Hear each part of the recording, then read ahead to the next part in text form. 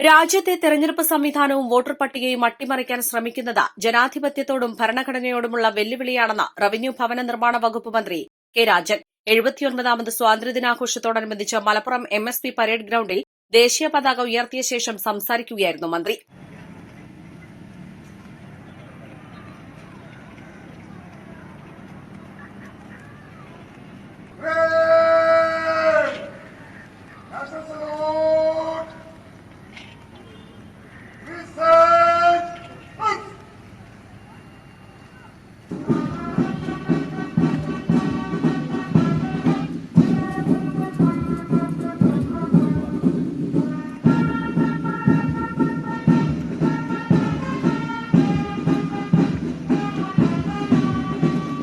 India മറ്റു ലോകരാഷ്ട്രങ്ങൾക്ക് മാതൃകയാകുന്നത് ജനാധിപത്യ സംവിധാനത്തിന്റെ ശക്തമായ അടിത്തറയിലാണ്.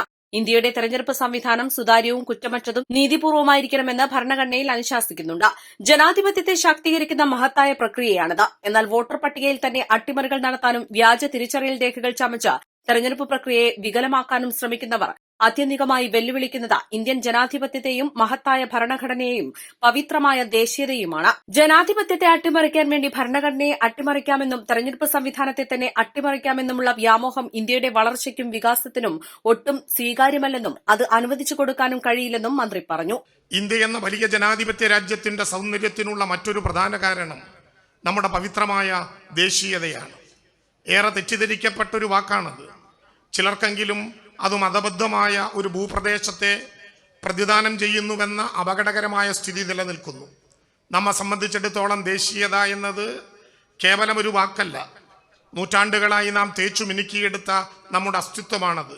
ഇന്ത്യ എന്ന അസ്തിത്വം, ആ അസ്തിത്വത്തിൻ്റെ കാതൽ എല്ലാവരെയും ഉൾക്കൊള്ളുക എന്നതാണ്.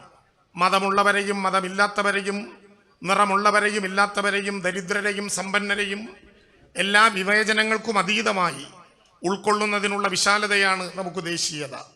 സങ്കുചിതവും പ്രാകൃതവുമായ ചില കാര്യങ്ങൾ പറഞ്ഞുകൊണ്ട് ദേശീയതയെ നിർവചിക്കാൻ ആരെങ്കിലും ശ്രമിച്ചാൽ അവർ അത്യന്തികമായി ചെയ്യുന്നത് ദേശദ്രോഹമാണെന്ന് പറയാതിരിക്കാനാകില്ല. ഇന്ത്യൻ സ്വാതന്ത്ര്യ പ്രസ്ഥാനത്തെ രൂപപ്പെടുത്തിയതും ഇന്ത്യയുടെ രാഷ്ട്രീയ സ്വത്വത്തെ ശക്തമായി സ്വാധീനിക്കുന്നതുമായ അടിസ്ഥാന ശക്തികളെയാണ് ഇന്ത്യൻ ദേശീയത എന്ന് വിളിക്കുന്നത്. അതിനൊരുപാട് മുഖങ്ങളുണ്ട്. നിരവധി കൈവഴികൾ ചേർന്ന് വലിയൊരു നീർപ്രവാഹം സൃഷ്ടിക്കുന്നത് പോലെയാണത്. സുഗമമായ ഈ നീർപ്രവാഹത്തെ സ്വാർത്ഥ താൽപര്യങ്ങളുടെ അണകെട്ടി തടഞ്ഞു നിർത്താൻ ആരു ശ്രമിച്ചാലും അത് അനുവദിച്ചു കൊടുത്തുകൂടാ. ഇന്ത്യയുടെ സ്വാതന്ത്ര്യത്തിനും സ്വയംഭരണത്തിനും വേണ്ടി വാദിച്ച ഒരു രാഷ്ട്രീയ സാംസ്കാരിക പ്രസ്ഥാനത്തെ ഇന്ത്യൻ ദേശീയത ഉൾക്കൊണ്ടിരുന്നുവെന്നത് ഇന്ത്യൻ സ്വാതന്ത്ര്യ പ്രസ്ഥാനത്തിന്റെ ചരിത്രം സൂക്ഷ്മമായി പരിശോധിച്ചാൽ നമുക്ക് കാണാനാകും. വിഭജനത്തിന്റെ ഇരുണ്ട രാത്രികളെക്കുറിച്ചല്ല, സ്വാതന്ത്ര്യത്തിന്റെ ഉജ്ജ്വല പ്രഭാതങ്ങളെയാണ് നാം സ്വപ്നം കാണേണ്ടത്. ആവേശകരമായ ആ പ്രഭാതങ്ങളിലേക്കാണ് നാം ഉണരേണ്ടത്. 1947 ഇന്ത്യയും പാകിസ്ഥാനുമായി നമ്മുടെ രാജ്യം വിഭജിക്കപ്പെട്ടത് ചരിത്രത്തിന്റെ ഏറ്റവും വേദനാജനകമായ ഒരു സംഭവമാണ്. ദൌർഭാഗ്യകരമായ വിഭജനത്തിന്റെ ഇരുണ്ട രാത്രിയിൽ ചോരയും കണ്ണീരും വിയർപ്പും വീണ മണ്ണിൽ നവഖാലിയുടെ തെരുവുകളിൽ നഗ്നപാതനായി ശാന്തി സന്ദേശവുമായി നടന്നുപോയ ഗാന്ധിജി ഊന്നിപ്പറഞ്ഞത് വിഭജന ഭീതിയെക്കുറിച്ചല്ല, ഒന്നും മാറ്റിവെക്കേണ്ടതായിട്ടില്ല എന്നും വീണ്ടും നാം വൈരുദ്ധ്യങ്ങളെക്കുറിച്ചല്ല, വൈവിധ്യങ്ങളിലും വൈജാത്യങ്ങളിലും സൂക്ഷിക്കേണ്ട ഏകത്വത്തെയും സഹിഷ്ണുതയെയും സാഹോദര്യത്തെയും കുറിച്ചാണ് സംസാരിക്കേണ്ടത് എന്നുമാണ്. ആ ശാന്തി മന്ത്രം എല്ലാ കാലത്തേക്കും വേണ്ടിയുള്ളതാണെന്ന് മന്ത്രി ഓർമ്മിപ്പിച്ചു. ഏതെങ്കിലും ഒരു വിഭാഗത്തെയോ ഏതാനും വിഭാഗങ്ങളെയോ ആ കളങ്ങൾക്ക് പുറത്തു നിർത്തുന്നത് ദേശീയതയല്ല, അത് ദേശദ്രോഹമാണ്. വിഭജനത്തിന്റെ ഇരുണ്ട രാത്രികളെക്കുറിച്ചല്ല, സ്വാതന്ത്ര്യത്തിന്റെ ഉജ്ജ്വല പ്രഭാതങ്ങളെയാണ് നാം സ്വപ്നം കാണേണ്ടത്. ആവേശകരമായ ആ പ്രഭാതങ്ങളിലേക്കാണ് നാം ഉണരേണ്ടത്. 1947 ഇന്ത്യയും പാകിസ്ഥാനുമായി നമ്മുടെ രാജ്യം വിഭജിക്കപ്പെടുകയും ചെയ്തത് ചരിത്രത്തിന്റെ ഏറ്റവും വേദനാജനകമായ ഒരു സംഭവമാണ്. ദൗർഭാഗ്യകരമായ വിഭജനത്തിന്റെ ഇരുണ്ട രാത്രിയിൽ ചോരയും കണ്ണീരും വിയർപ്പും വീണ മണ്ണിൽ നവഖാലിയുടെ തെരുവുകളിൽ നഗ്നപാതനായി ശാന്തി സന്ദേശവുമായി നടന്നുപോയ ഗാന്ധി ഊന്നിപ്പറഞ്ഞത് വിഭജന ഭീതിയെക്കുറിച്ചല്ല, ഒന്നും മാറ്റിവെക്കേണ്ടതായിട്ടില്ല എന്നും വീണ്ടും നാം വൈരുദ്ധ്യങ്ങളെക്കുറിച്ചല്ല, വൈവിധ്യങ്ങളും വൈജാത്യങ്ങളും സൂക്ഷിക്കേണ്ട ഏകത്വത്തെയും സഹിഷ്ണുതയെയും സാഹോദര്യത്തെയും കുറിച്ചാണ് സംസാരിക്കേണ്ടത് എന്നുമാണ്. ആ ശാന്തി മന്ത്രം എക്കാലത്തേക്കും വേണ്ടിയുള്ളതാണ്. ഭാഷകളുടെ വൈവിധ്യമാണ് ഇന്ത്യയുടെ സൗന്ദര്യത്തിന്റെ പ്രധാനപ്പെട്ട ഘടകങ്ങളിലൊന്ന്. ഇന്ത്യയായി നിലകൊള്ളുന്നത് വിവിധ ഭാഷകളുടെയും സംസ്കാരങ്ങളുടെയും ജീവിത രീതികളുടെയും സമ്പന്നതയിലാണ്.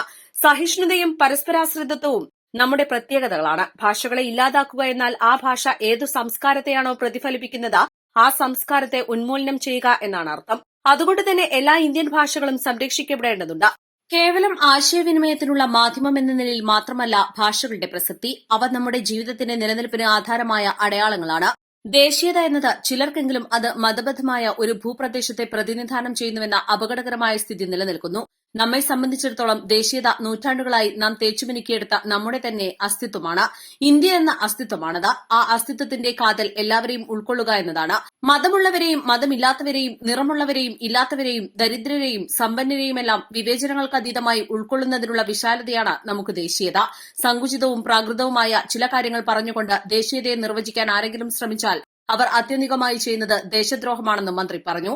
ഇരു കൈകളും നീട്ടി മക്കളെ വാരിപ്പുണരാൻ വെമ്പൽ കൊള്ളുന്ന ഒരു അമ്മയാണ് ഇന്ത്യയെങ്കിൽ ആ അമ്മയ്ക്ക് ഒരു കാരണവശാലും പൊറുക്കാൻ കഴിയാത്ത ഒന്നാണ് ദേശീയതയെ തീരെ ചെറിയ കളങ്ങളിലേക്ക് ചുരുക്കുന്നത്. ഏതെങ്കിലും ഒരു വിഭാഗത്തെയോ ഏതാനും വിഭാഗങ്ങളെയോ ആ കളങ്ങൾക്ക് പുറത്തു നിർത്തുന്നത് ദേശീയതയെയല്ല, ദേശദ്രോഹമാണ്. ഭരണഘടനയുടെ ആമുഖത്തിൽ നിന്ന് സോഷ്യലിസം, മതനിരപേക്ഷത എന്നീ വാക്കുകൾ നീക്കം ചെയ്യണമെന്ന ചിലയാളുകളുടെ ആവശ്യം ഇന്ത്യൻ റിപ്പബ്ലിക്കിന്റെ അടിസ്ഥാന ദർശനത്തിനു നേരെയുള്ള പ്രത്യക്ഷാക്രമണമാണ്. ഇന്ത്യയുടെ മഹത്തായ കൊളോണിയൽ വിരുദ്ധ സ്വാതന്ത്ര്യ സമരത്തിന്റെ ആദർശങ്ങളും അഭിലാഷങ്ങളും ഉൾക്കൊള്ളുന്നതാണ് നമ്മുടെ ഭരണഘടന. സ്വാതന്ത്ര്യം നേടിയെടുക്കാൻ ഒന്നിച്ചു പോരാടിയ വിവിധ പ്രസ്ഥാനങ്ങൾ ഉയർത്തിപ്പിടിച്ച മൂല്യങ്ങളെ അത് പ്രതിഫലിപ്പിക്കുന്നു. അടിസ്ഥാന തത്വങ്ങളായ സോഷ്യലിസവും മതനിരപേക്ഷതയും ആമുഖത്തിൽ മാത്രമല്ല ഭരണഘടനയിലുടനീളം ഇഴചേർക്കപ്പെട്ടതാണ്. സോഷ്യലിസത്തിന്റെയും മതനിരപേക്ഷതയുടെയും സത്ത ഈ അടിസ്ഥാന മൂല്യങ്ങളെ ദുർബലപ്പെടുത്താനുള്ള ശ്രമത്തിനെതിരെ വഴികാട്ടിയായി തുടരും. ഏതു മതവിശ്വാസികൾക്കും മതരഹിതരായി ജീവിക്കുന്നവർക്കും ഇന്ത്യയിൽ സ്വതന്ത്രമായി ജീവിക്കുന്നതിനും സഞ്ചരിക്കുന്നതിനും മതനിരപേക്ഷത എന്ന ഉറപ്പ് അനിവാര്യമാണ്. ആ ഉറപ്പ് ഇല്ലാതായാൽ മതത്തിന്റെ പേരിലുള്ള ആൾക്കൂട്ട വിചാരണകളും ആക്രമണങ്ങളും ക്രൂരമായ നരഹത്യകളും വർദ്ധിക്കുന്നതിന് ഇടയാകും. അങ്ങനെയൊന്നും സംഭവിക്കാതിരിക്കാൻ ഭരണഘടനയുടെ അന്തസ്സത്തയെ സംരക്ഷിച്ചേ മതിയാകൂ. ചില പ്രത്യേക താൽപര്യങ്ങൾ കടന്നുവരികയും ഫെഡറലിസത്തിന്റെ കാതലിന് ക്ഷയം സംഭവിക്കുകയും ചെയ്യുന്നത് ദൌർഭാഗ്യകരമാണ്. തുടർച്ചയായി അവഗണന നേരിടുന്ന ഒരു ഭൂപ്രദേശമായി കേരളം മാറുന്നത് ഫെഡറലിസത്തിന്റെ പരാജയത്തെയാണ് കാണിക്കുന്നത്. ദുരന്തമുഖത്ത് പോലും കേരളത്തോട് തികഞ്ഞ അവഗണന കാണിക്കുന്നത് നമ്മെ സംബന്ധിച്ചിടത്തോളം താങ്ങാനാകാത്ത കാര്യമാണ്. ചൂരൽമലയുടെ ദുരന്തബാധിതരുടെ കടങ്ങൾ എഴുതിത്തള്ളണമെന്ന ആവശ്യം പോലും അംഗീകരിക്കപ്പെട്ടിട്ടില്ല.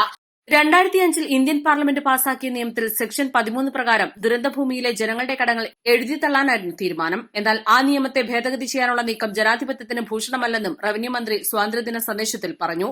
ഇന്ത്യയിലെ ജനങ്ങളായ നാം നമുക്ക് വേണ്ടി നിർമ്മിച്ചെടുത്ത അതിവിശിഷ്ടമായ ഭരണഘടനയുടെ അന്തസ്സത്തയിൽ വെള്ളം ചേർത്തുകൂടാ.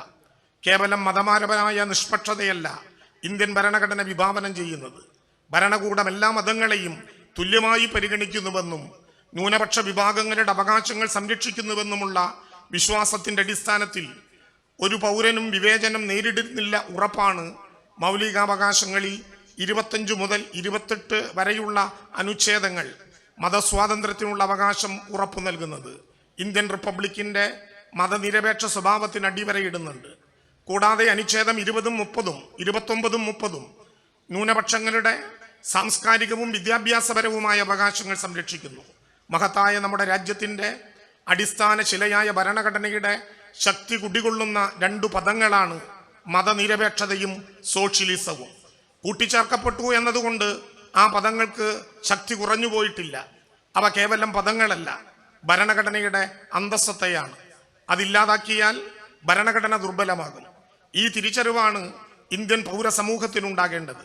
ഭരണഘടനയുടെ ആ മുഖത്തിൽ നിന്ന് സോഷ്യലിസം, മതനിരപേക്ഷത എന്ന വാക്കുകൾ നീക്കം ചെയ്യണമെന്ന ചില ആളുകളുടെ ആവശ്യം ഇന്ത്യൻ റിപ്പബ്ലിക്കിന്റെ അടിസ്ഥാന ദർശനങ്ങൾക്കു നേരെയുള്ള പ്രത്യക്ഷമായ ആക്രമണമാണ്. ഇന്ത്യയുടെ മഹത്തായ കൊളോണിയൽ വിരുദ്ധ സ്വാതന്ത്ര്യ സമരത്തിന്റെ ആദർശങ്ങളും അഭിലാഷങ്ങളും ഉൾക്കൊള്ളുന്നതാണ് നമ്മുടെ ഭരണഘടന. സ്വാതന്ത്ര്യം നേടിയെടുക്കാൻ ഒന്നിച്ചു പോരാടിയ വിവിധ പ്രസ്ഥാനങ്ങൾ ഉയർത്തിപ്പിടിച്ച മൂല്യങ്ങളെ അത് പ്രതിഫലിപ്പിക്കുന്നു. അടിസ്ഥാന തത്വങ്ങളായ സോഷ്യലിസവും മതനിരപേക്ഷതയും ആമുഖത്തിൽ മാത്രമല്ല ഭരണഘടനയിൽ ഉടനീളം ഇഴചേർക്കപ്പെട്ടതാണ്. സോഷ്യലിസത്തിന്റെയും മതനിരപേക്ഷതയുടെയും സത്ത ഈ അടിസ്ഥാന മൂല്യങ്ങളെ ദുർബലപ്പെടുത്താനുള്ള ശ്രമത്തിനെതിരെ വഴികാട്ടിയായി തുടരും. സിവിൽ സ്റ്റേഷനിലെ യുദ്ധസ്മാരകത്തിൽ മന്ത്രി കെ രാജൻ പുഷ്പചക്രം അർപ്പിച്ച ശേഷമാണ് സ്വാതന്ത്ര്യദിനാഘോഷ ചടങ്ങുകൾക്ക് തുടക്കമായത്. തുടർന്ന് MSP പരേഡ് ഗ്രൌണ്ടിലെത്തിയ മന്ത്രി പരേഡിന്റെ അഭിവാദ്യം സ്വീകരിച്ചു.